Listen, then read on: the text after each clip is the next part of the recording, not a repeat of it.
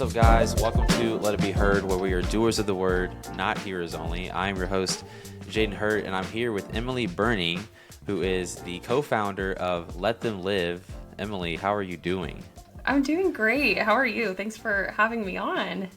No, of course. It's my honor. I love what you guys do, and obviously, a lot of people speak very highly of the organization, and I've heard a lot about it, of course. And so, being involved in the pro-life movement is kind of a small world, right? So you kind of get to know all the organizations. You get to know who's real, who isn't, who's like your squad, and it's amazing just to have a community of life-loving Christians, so 100% totally agree with that.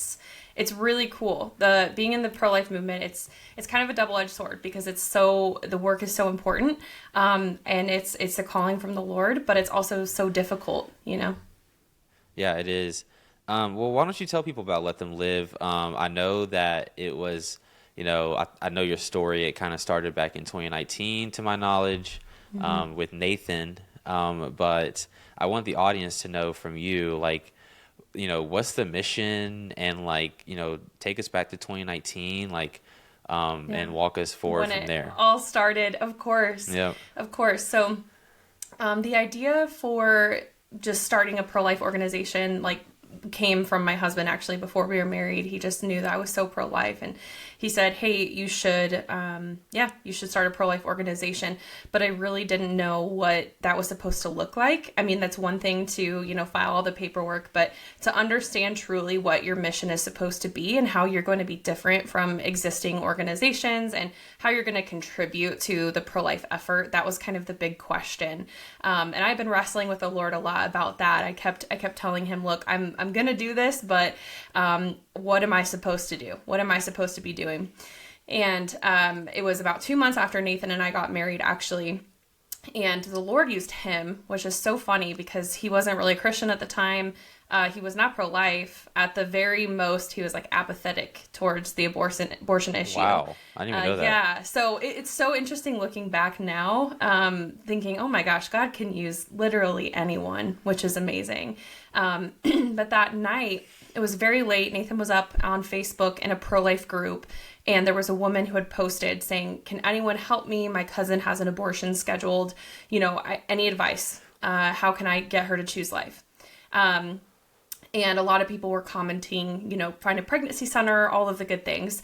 Nathan ended up reaching out to her. He felt, what we now know is the Holy Spirit. He felt a push to reach out to her and ask her why her cousin was having an abortion. And he found out that she was evicted, living in her car. It was December, and she was in Canada, so it was very cold. She lost her job, lost her family. I mean, it was just really heartbreaking, and she found herself unexpectedly pregnant. And so she felt like she had no other option. So Nathan, he actually had this idea, what if we gave her financial support? What if we could get her back into her apartment at least, right? Because having a roof over your head, that might be the beginning of feeling like, okay, I can do this. So I remember my recollection of things is being nudged awake at 3 a.m. Nathan saying, hey, I've got this mom. She's pregnant. She's got an abortion scheduled, but we can help her choose life. And I'm like, how do we do that? And he said, we got to give her all the money in our bank account. So we did just that. We actually emptied our bank account. She needed $1,200 to get back into her apartment. And that's what we had in our account. So we quite literally drained our account, gave this mom, who we didn't know, over the internet, all of the money we had. It was a major trust fall with God. And she canceled her abortion, sent us an ultrasound a few days later, and she chose life. And that was the moment that really sparked this idea, or this idea that we could use financial support and our resources to really help women cancel their abortions. And we found that the majority of women who have abortions, they do it because of financial burden, at least in part. And we could actually tangibly do something to save lives. So that's how it all got started. That was 2018, the end of 2018, and 2019 is really when we got going. So here we are, over 7 years later, and we've helped over 1,000 women choose life, and God has been really good. I was actually going to ask, like, is sometimes, does it really just come down to just one rent payment, or does it really just come down to like just paying a bill, where like it's like that's like the ultimate like decision on whether or not you're going to, uh, I guess go through with the abortion versus choose life, like, and that's just crazy to think about. I mean, like, I mean, I know you can't like put a direct number on it, but like, does it some of the times literally just come down to just one bill or something It just as can. simple as that? 100%. And it's so crazy because that realization, when we started Let Them Live, and even now I'm thinking, why didn't we think of this sooner? Because it really can be that simple. Now, not every single mom is going to be that simple. If she's not going to have the most simple circumstances, but if you boil it down, it truly is. We have, each year we publish numbers, and I don't know what our most recent numbers are, but I do know in the past we had a number about the average cost to save a life through Let Them Live is about, I think it was like $14,000 to $17,000, depending on the mom. It could be whatever her circumstances are. It could be rent, it could be food, it could be, bills and phone bills and car payments, childcare, things like that. And for some of them, it comes down to a couple of payments. It comes down to helping them, at least in that very moment of relieving that burden. Because women who are pregnant and they find themselves considering abortion or scheduling abortion or having the abortion pills in hand, all they're thinking about is the fear. All they're thinking about is, oh my gosh, I can't do this. I can't pay my bill. How can I bring another life into this world?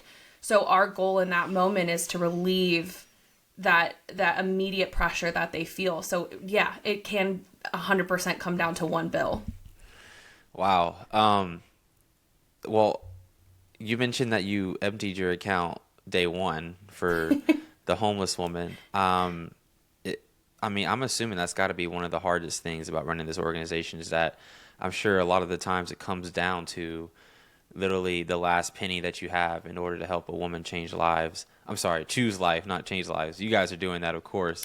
But what would you say is the hardest part of running this kind of organization that people don't normally, that people wouldn't just see on the surface? Like for me, I'm like, okay, they're probably like scrapping for like another $200 like immediately. Like, okay, we're all seeing that, and we're like, okay. But like, what is like that people don't normally see? What do you think? That's a really great question. I feel like there's so much, and I try to be as transparent as possible because, again, I kind of feel like Moses, and God was like, Emily, start this organization. I'm like, me or someone else, and I've learned so much along the way. I think the biggest thing was that it was just a really big adjustment for my husband and I personally. I mean, we got married 2 months later. Right, we're called to give this woman all of our money, and God performed a miracle. He took $1,200 and he turned it into tens of millions of dollars raised for moms over the last almost 8 years. Crazy. The difficult part was that we grew so fast, and that was not my plan, right? Like that was not my trajectory. So it's kind of it's a blessing and a curse because we grew so fast. We had to learn. We had to put a lot of things on hold because we knew that there was this need to help these women. There was a huge gap in the pro-life movement that we needed this solution. But then on the other side of it, it was such a blessing because the Lord used us and He's grown our faith. So I think the hardest part really was just trying to adapt and adjust to this very quickly growing organization. And I mean, we raised just under $1 million in our first full year, which was not expected at all. And we had to build the systems. We had to build a system where, we were honoring donor money, but also making sure there wasn't too much red tape for our moms coming in. And, over the last almost 8 years, it's become this wonderful thing by the grace of God. But the elbow grease that it took behind the scenes was absolutely intense, 100%. So I feel like personally it has just really changed me. It's changed my husband. It's taken everything from us, but also in the very best way. So yeah, I think anyone who's started a nonprofit or kind of started their own business probably feels me on that. You just don't know what to expect. when you start things like that, you grow. We have a team of 50 people that are paid. We have hundreds of volunteers. So when you go from just you and your husband, we were living in a fifth wheel travel trailer at the time, to, this whole team of people, you learn a lot very quickly. And you make a lot of mistakes along the way. But learning from them is key. Amen. How often, if at all, are the men or the fathers usually involved with these women's, child, right? Is it most of the time they're usually, by themselves, which I would assume, or I wish it was more that men were involved. What we typically see, I'll tell you what we don't typically see at Let Them Live, and then I'll tell you what we typically see. A handful of times we do have men, whether it's their husband or their boyfriend or whatever, reaching out to us and saying, hey, my girlfriend, my wife is pregnant and she's convinced that she has to have an abortion, but I don't want her to. I know I can't provide financially right now. Can you help me? And we help that mom through the father of the baby. That's very rare, sadly.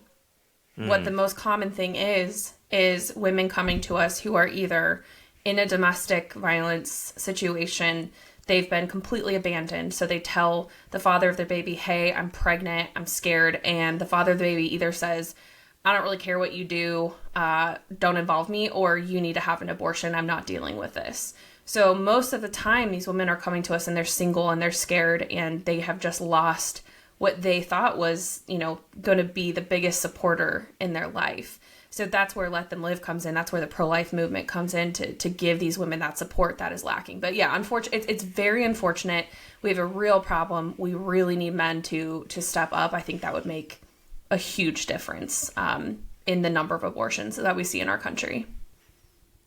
Man, I totally agree. I think ultimately, God created roles for men and women, when he made us. And I think in large part, we have so many abortions because men have not stepped up to perform the duty that God has given them. And unfortunately, women are, happen to be victims to that. And of course, we see the consequences through abortion and the rest of the, honestly, degeneracy that this country has been participating in for a while. Question for you, practically, what can people do to support, Let Them Live, but not Let Them Live, but let's say that they have, a next door neighbor or someone that they know from church who may be considering abortion. What are the most practical ways to go about supporting someone and helping them choose a life? Yeah, this is more common than you think as well. It's actually so funny. I'll share a story. This was actually when I was at NRB a couple weeks ago. I actually got a text. Yes. Shout out NRB. That. Shout out NRB. I had severe FOMO from NRB, by the way. I was invited to speak on a panel. Bethany invited me, Bethany Miller. Yes, love Bethany. And she's awesome. She's amazing. I feel like she gets a shout out on every podcast of mine. Yeah. I'm sure she's sick of hearing it. But, dude, NRB looked insane. It looked so good. Pro-life speakers out the wazoo. You had Abby Johnson, Seth Gruber, Emily Berning, of course, is there. Yeah. No, it was awesome. Dare I say this was the best NRB yet. So I think next year you have to be there for sure. It was so fruitful, which is amazing. So I was at NRB. And I got a text from my dad. So I'm from Colorado, and my parents still live there. And he's on this app, the Nextdoor app. It's an app for your neighborhood, and only you can be in it if you live in the neighborhood. And people post things like, "Can I borrow your lawnmower?" Or, I don't know. Some people post way too many personal things on there. But so my dad sent me a text, and he said, "Hey, I saw this girl posting. She's 50-50 on whether she wants to have an abortion or not." And she was a young girl who posted in the Nextdoor app. My dad saw it because she was in the same community. And he didn't know what to do, but he knew to come to me. He knew to come to Let Them Live. He knew that based on what this woman was posting, that she had financial burdens and she didn't know if she could afford it and all of these things, that he could reach out. And so he did. I sent him, a text. I said, copy and paste this, put it, in a response, have her reach out to you, give her your number, give her Let Them Live's number. I coached him all through it. And we, she did get in touch with our team, and it was really awesome. And she hasn't had the abortion, which is awesome.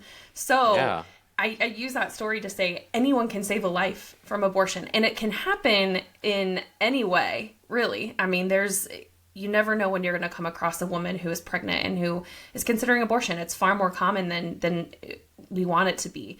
But that's why Let Them Live exists.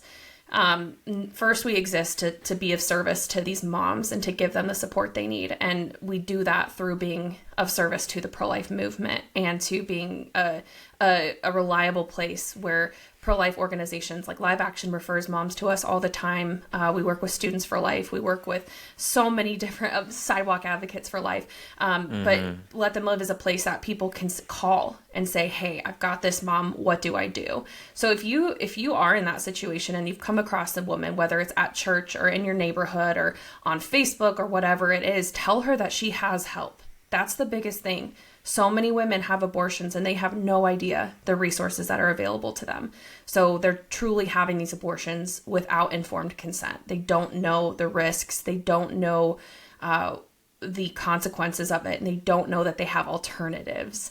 And there are amazing alternatives out there. And Let Them Live is a nationwide organization. We're online based, so we can help women immediately from anywhere, truly at any time. So I would give women the encouragement and the reminder that they do have support, share our hotline information, our website, our social media with her, and know that then she's in good hands with Let Them Live.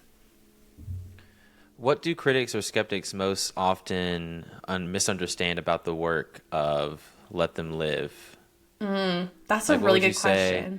Like, yeah, and then what's like the truth about it? Like, I could see somebody being like, wait a minute, like this dude like could totally just be hitting you up about his, his girlfriend getting an abortion. Then you give him, I don't think you guys pay cash. I think you guys pay bills directly, right? Yeah. So no, that's the most common question, and it's a totally valid question. It's like, how do you prevent scamming from happening, essentially? So we have a real good process. We verify pregnancies with ultrasound through partner pregnancy centers. So if a mom comes to us, either she's referred to us by a pregnancy center, we will have access to her ultrasound, or we refer her to a pregnancy center. So there's a lot of partnership there, but we do confirm pregnancy, which is awesome. We have a call with her. We try to understand what's going on. And our team has been very well trained to kind of detect truths and not truths. Unfortunately, that does happen. There are situations where, and it's really sad. That was my next question. Yeah, like where they've been, their whole life, they have had to lie or, to get what they need. Of course, there's people that come that we have had guys who say, oh, I'm a woman who's pregnant, but then you ask for ultrasound or pregnancy verification and they can't give it to you. So we do have systems in place. We don't just hand cash to women or, just send them a check. We do pay the bills. We have a whole team within our counseling department that just pays all the bills for the mom. So they're on the phone with the landlord, they're the ones making the payments. Like I said, it's a balance between stewarding the donor money, but also making sure we don't put too much red tape up. So women, are feeling, oh my gosh, I'm not actually going to get support here. So yeah. That's good. Well, I think that definitely clears up a lot of misconception already off the bat, like the fact that y'all don't pay cash, you have verification processes. This is all really good, and I'm sure that you guys thought about that in the beginning. And of course, you guys, we're human. We're gonna miss things. We're gonna make mistakes. Oh, I missed plenty of things. Now we don't as much, but yes, looking back, I'm like, why didn't we do that, or why did we do that? Just things that you don't think of until they happen. But that's a broader cultural thing. There's laws in place, there's regulations in place, because things happen. People do things that are not good. And as a Christian, I always want to believe the best in people, but the reality of our fallen world is that people do terrible things. So. Yeah, I agree. Pivoting to the pro-life pro-life movement in general, where do you think is the biggest weak point of the movement as a whole? And where do you think we should be better at as a pro-life movement? We have to be unified. We have to. I think there's been a split kind of happening in the pro-life movement for quite a while. And I think a lot of it happened around when the Dobbs decision came down, when Roe was overturned. The reality is that we have such a big problem on our hands in the pro-life movement with the abortion pill, with the fact that there's got to be this balance between sort of like supply and demand economics when it comes to abortion. So the pro-life movement for so long has been going after the supply of abortion through legislation, and those efforts are so needed, do not get me wrong. But we have to also make sure that we're addressing the demand for abortion and why are women having abortions. And there's a lot of different opinions on all of that. But I think it's really important as a movement to come together and be united against abortion. That's the biggest thing, because the enemy wants nothing more than to separate. And I know for a fact that God has given every single leader, person in the pro-life movement gifts and talents, and we have to use them for his glory. So I think that would be the big thing, is just finding unity, even if we disagree on certain aspects of the pro-life movement, whatever that is. I think coming together and having those open conversations is very important. Where I see the pro-life movement going is that there has been a shift towards focusing on the demand for abortion, especially when Roe was overturned, because a lot of people in the pro-life movement thought that was the pinnacle, that was the end. Okay, Roe was overturned. Great, our work here is done. Right, No. exactly. I was like, No, absolutely not. Our work has just begun, because now we've experienced this with Let Them Live directly.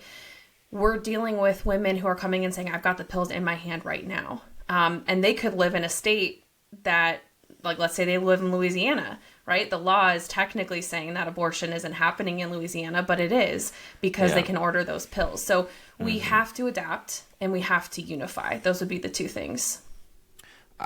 Man, I actually really agree with you, Emily. There is a body, right? And a body has two hands, two arms, two legs. You have feet, you have the nose, you have the head, whatever, right? And the whole body comes together as one cohesive unit to do whatever the task of the brain it tells it to do, right? And same should go for the pro-life movement. Like, I think, like, you have these organizations that have their specific things that they address, but should be working together. For example, like Let Them Live. I'm not sending Let Them Live to argue why we need to go ahead and ban abortion in Oklahoma, right? Let Them Live. That's just not like your. You can correct me if I'm wrong. I don't know if y'all do that, but you guys aren't like a lobbying, exactly, right? And I'm not gonna send Kristen Hawkins to go. I don't know, like. I don't even know where I'm going with that. Seth Grouper has his lane, and he's really good at it. Abby Johnson, whoever you wanted to list. Emily Berning has her lane, right? And here's the thing, like, you're right, it is a supply and a demand issue, and I think we need to address both. And I think a really great way, and this is a good segue into more of like, Christian ethics. I think one of the best ways to deal with the demand problem is the gospel. Yeah. Telling someone about Jesus, because think about it, if someone recognizes that human life is made in the image of God, and that they're wonderfully and they're uniquely and they're wonderfully made, and that God loves them and values them, like, then okay, like, what does he think about my baby? You start to think more like, okay, this life inside of me. And many women who have abortions are believers, or at least have some understanding of God, or, you know what I'm saying? Like, there really is an opportunity to reach them that way. And Let Them Live. We actually, it's so funny. I look back, I'm like, oh, why did we do that? We actually intentionally were not a Christian organization when we started, because we thought, this is such a mistake, but we thought, well, we'll just push women away. Women aren't going to want to come to us. But the reality is that is not true. We can be the hands and feet of Jesus, and we can do that first. I mean, the reality with the women that we're helping, imagine it's like an emergency room. That's kind of how we treat these situations. And if let's say someone, overdoses or something, and they go into the emergency room, what's the first thing that the care team is going to do? Are they going to sit that person down while their heart is like stopping and saying, you know what, we should have an intervention here. Why did you do what you did? And no, they're going to do the life-saving measures first, and then the conversation about rehab and getting better and making better choices happens. And so we realized that we didn't have to reject, like, being a Christian-based organization in order to reach women who aren't Christian, who might be in a real panicked situation. So what we do is we take care of their physical needs first, right? And Jesus says that. He says that that's important. I'm not neglecting your physical needs. I mean, that's how God made us. God made us to need food, water, shelter, all of the things. And so when we do reach women that way, they get to see Jesus in action. And then we, of course, open the door for them to say, do you want to explore that more? We're here. Like, can we talk to you about Jesus? And our moms get on the support groups and they 100% receive Jesus. They hear the gospel. They, recommit to living a chaste life. I mean, there's really amazing things happening. But yeah, I didn't mean to jump in there. I just say it was a mistake that we didn't start as a Christian organization, because if you take God out of the picture, this is not going to go anywhere good. So you have to keep God front and center and trust that he's going to you got to do your job and trust that he's going to do his. Amen. I'm actually glad you chimed in because, this is your interview, first of all. But second of all, no, I don't think you would have ever, to hear that, man, we made a mistake. We should have started off as a Christian nation. I don't think I would have brought that out of you because I just kind of assumed. So that's really cool, by the way. Yeah. But just finishing up that point, like I said, I totally agree on the demand side. And then you have Christians to the glory of God advocating for just laws to actually get rid of this thing, right? We march, we go to the March for Life, but we don't want to march for life, right? Has been the big talking point I've been hearing. And we actually want to ban this thing, but also supply the needs and demands, or the demand of abortion. So totally agree with you, and that's amazing. What's your favorite Bible verse, and how do you apply it to your pro-life work? I love it. My favorite question. It's actually Esther 4:14. You already know. I do. Look, I do immediately the second. It's actually tattooed on me. I've got a few of those. Got a lot of pro-life tattoos. But no, it's Esther 4:14. It's so interesting. Years ago, I was really having a hard time figuring out what my purpose was. So I used to be deathly afraid of death, if that's a thing. I would wake up with night sweats, just fearing dying. And I think what I found was it was because I was not afraid of dying in general, but afraid of dying and not having done something important, not having fulfilled my calling that the Lord gave me, and leaving a legacy. And I was really struggling with that. What's my purpose? What am I supposed to be doing? And I sat down, I was with my in-laws, and my father-in-law got this book of quotes and Bible verses for his birthday. And I flipped and I opened it, and it opened to Esther 4:14. You were born for such a time as this. And of course, Esther is such an amazing book. She literally saved her people, and she pled to her husband, the king, and on behalf of her people. And, she was told, maybe this is the time for which you were appointed. This was your purpose. And anyways, so I saw that Bible verse, and it really impacted me. And then I kept hearing it, and I kept seeing it everywhere I went. Every time I turned my head, it was Esther 4:14. Every time I turned on the radio, Esther 4:14. So I was all right, I gotta get this tattooed on me. But no, I really reflected on it, because that's really when Let Them Live was, this is my purpose. Okay. And I had been running. Trust me, I had been running from this. I had other plans for my life. I wanted to be a doctor. And I kept saying, God, I don't want to do this. I don't want to do this. And eventually I caved in and I said, okay, I'll do this. But there's two things I don't want to do. I don't want to do pregnancy counseling, because I think I'll be terrible at it. And I don't want to have to fundraise all the time, God. And those are the two things that we do. And so the Bible verse sticks with me so much, because there's a reason that God put me on this earth at this time in this place. And I always think about, what if I was born at a different time? Well, I guess not, because he put it on my heart to be fighting abortion in this way at this exact time. I always wonder about the state of our world. I'm like, our world is so fallen. How have we gotten to the point of abortion? That's just barbaric. But we're here for a reason. We're here for a purpose. And that helped me to realize my purpose. And from that point forward, ever since Let Them Live, I don't fear death. I don't fear because I know that every day I'm living for the Lord. I'm living out his purpose for me and his calling for me. Nathan and I can't have kids ourselves. So it's kind of ironic, this work that we do, but I do know I'm leaving a legacy, maybe not in the traditional way, but Esther 4:14 100% is the anchor that reminds me I'm here for a purpose at this time in this place. Well, this rolls me into perfectly the next thing I wanted to talk about, which is the last thing, of course, because I have to let you go. I don't want to disrespect your time. No. But so I'm not sure of your situation, but you mentioned that you and Nathan cannot have kids. Mm-hmm. First of all, well, a few questions for you, and they can be answered very shortly if so it's not like it's a hard thing to answer, but first of all, have you guys considered adoption? Have you ever adopted babies? I've always thought about the epic mixed guy like myself, maybe outside of an abortion clinic, and like saying, hey, like we'll adopt your baby, yeah. And like boom, me and my wife all of a sudden not that I have a wife yet, but like one day we're willing, and then I adopt a kid, right? Like it would have been aborted, and like what a cool story. Yeah. Maybe even I'm wondering if you ever thought about that through your ministry. 100%. And then two, okay, cool. And then two, like, because there's a big conversation in the pro-life movement right now, and like people don't know where they stand on this in vitro fertilization or in vitro fertilization. Mm-hmm. Goodness, my English today. IVF is a big conversation even amongst the church. Despite obviously we know the statistics about it, unaliving, like I think 8 kids for every one that's born or something like that. So as someone who's in your situation, first of all, walk me through, like, have you guys have conversations about adoption? What do you think about adoption and IVF as well? And maybe just give your perspective on the pro-life movement, how they should lead in that.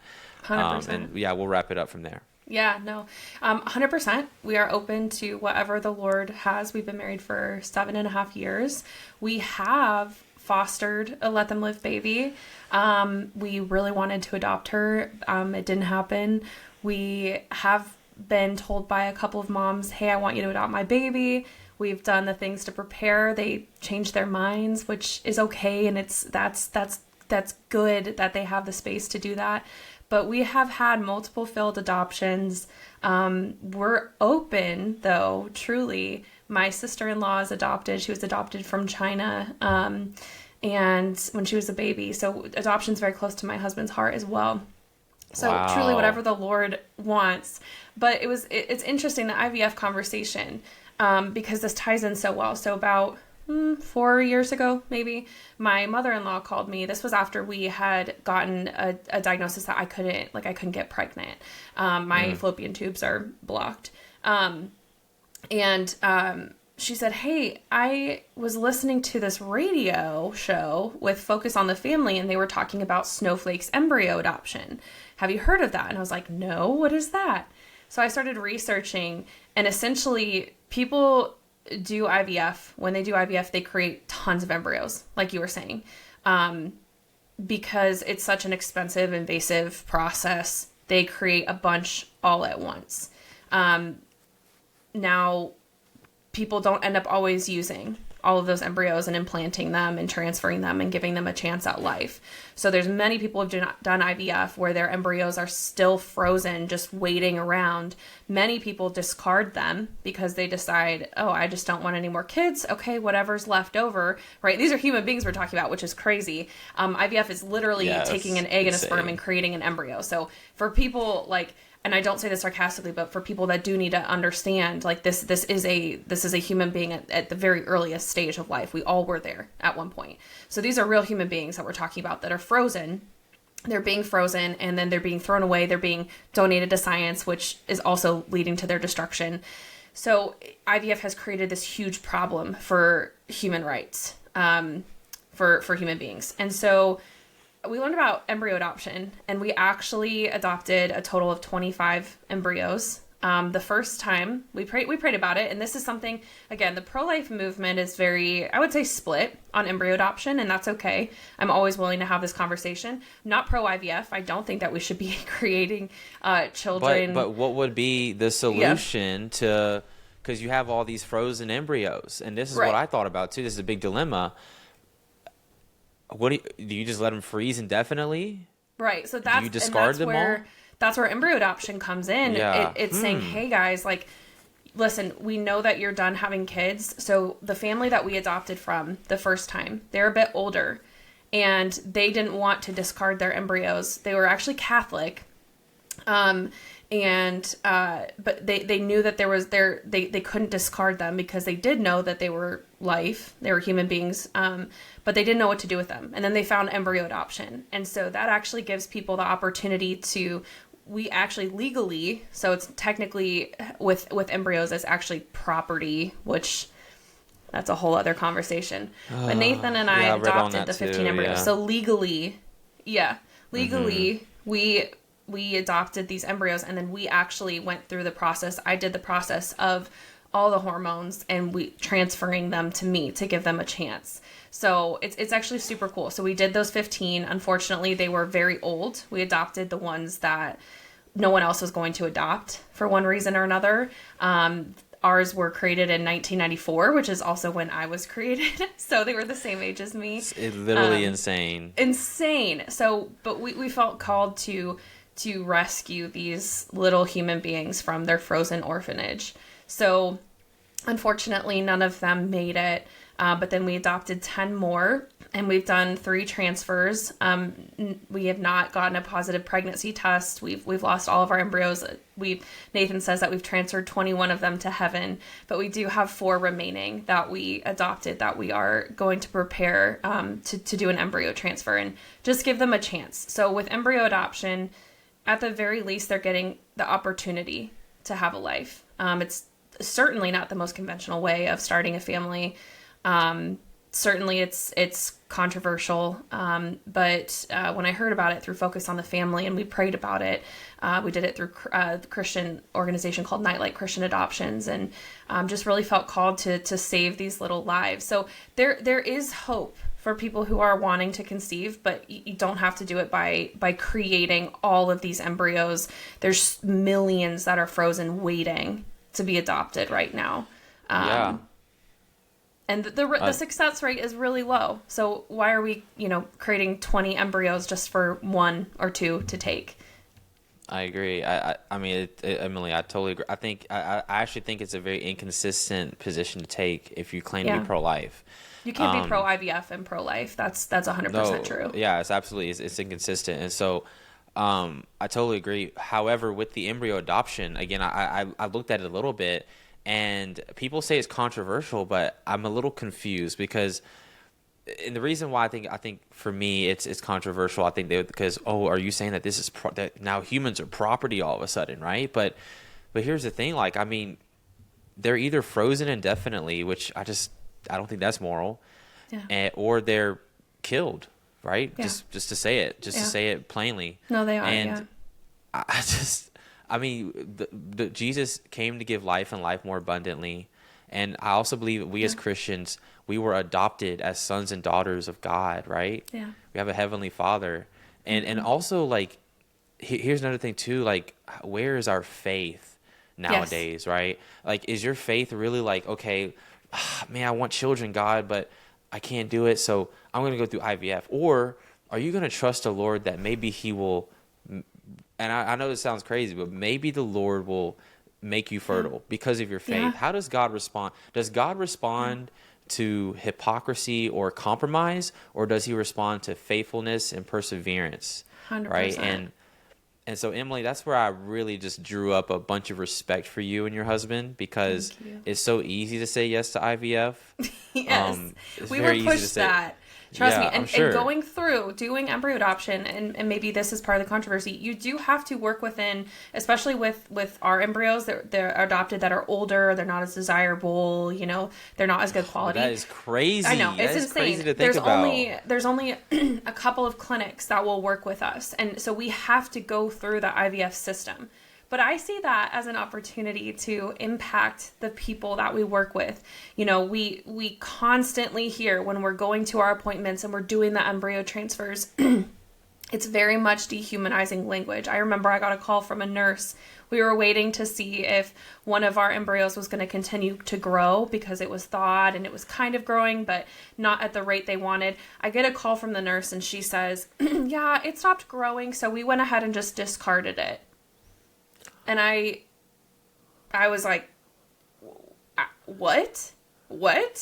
Right? Like it died, and the way that it was described. And so we have this very dehumanizing system in the IVF world, and Nathan and I have had to work through it. We are our IVF doctor, you know, they're all pro-abortion. They're all, it's insane. But again, I see that as an opportunity to walk into the belly of the beast. And when they say, oh, why don't you just do IVF? Why don't you just create your own embryos that are really good quality and you can pick the ones that you want? And we say, absolutely not. These are our children. I hope that we're making an impact. I don't know if it lands, but we are representing consistent pro-life ethic when we go into the IVF clinic. I agree. For all of our appointments, you know, we're saying, no, we're not doing genetic testing. Why would we do genetic testing? It doesn't matter. These are our kids. Doesn't change. It wouldn't change anything for us. You know, why would we choose the better ones or not? You know, so I don't know. My hope is that, we can have an impact. My hope is that someday our IVF doctor will be like, oh yeah, just kidding. I'm pro-life now. I have lofty goals, but God is using us. And I think that's the key, is that God can use whatever your situation is. You can't doubt God. Don't doubt God. Don't doubt that he can use whatever situation you're in to get you through it. He will get you through it. There's no doubt about that. And you will see the other side of it. Wow. And it's ironic that a woman who cannot have children has saved the lives of 1,000 children, over 1,000 children, for other women who don't want their children.